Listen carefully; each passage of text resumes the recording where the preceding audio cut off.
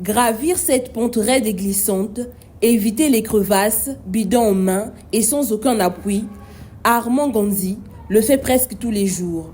Pour trouver de l'eau, il doit aller jusqu'au bout de la montagne. Je m'en vais chercher de l'eau. Chez nous, pour en avoir, c'est un calvaire. Je suis obligé de gravir cette montagne avec tous mes bidons pour aller au point d'eau le plus proche. Il m'arrive souvent de glisser et tomber. Un véritable parcours du combattant, au cours duquel les chutes sont parfois le prix à payer, en plus des 50 francs CFA qu'il débourse par bidon d'eau recueillie. S'il doit se rendre si loin de son domicile, situé à près de 2 km de là, pour aller chercher de l'eau, c'est parce qu'aucune goutte du précieux liquide n'a coulé des pompes de sa zone d'habitation Château d'eau à Ngamakosso, dans le 6e arrondissement de Brazzaville, Talangaï, depuis maintenant 2 ans. Ça fait déjà des années. Mes enfants n'ont pas d'eau depuis plusieurs jours. Aujourd'hui, je suis déjà à mon 2e tour. Je suis épuisé, j'ai mal sur tout le corps. Le château d'eau que nous avons là-bas ne nous ravitaille pas. Les pompes ne coulent pas depuis 2 ans dans notre zone. Et malgré cela, les agents de la LCDE viennent parfois nous donner des factures à notre grand étonnement. Des peines partagées par d'autres habitants, pour qui ce passage constitue pour certains le seul accès à la voie carrossable.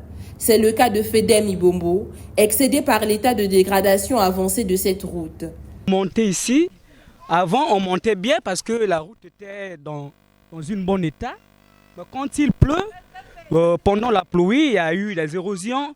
Voilà pourquoi la route est devenue trop même difficile à passer. Il y a des gens qui glissent là. Parfois, ceux qui montent ont la difficulté de monter. Quand ils arrivent là, ils glissent et ils retournent encore en arrière là où ils étaient. Donc les bidons, c'est pas normal. Bon, vu parfois quelqu'un qui a déjà qui s'est bien habillé pour aller à la fête, arrivé là, il glisse ses habits, donc c'est sali, c'est comme si c'est pas normal. Même en présence de nous là, à notre présence, il y a quelqu'un qui vient de passer là et il s'est glissé devant nous. Et vous en êtes témoin. Tous ici espèrent une intervention rapide des pouvoirs publics afin d'alléger leur quotidien, non seulement en ce qui concerne l'état de la route, mais aussi l'accès à l'eau potable. Vraiment, je demande de voir l'état de la route pour nous aider. Sinon, ici, on vit, c'est comme si on est plus à Brazza, c'est comme si on est dans un village enclavé.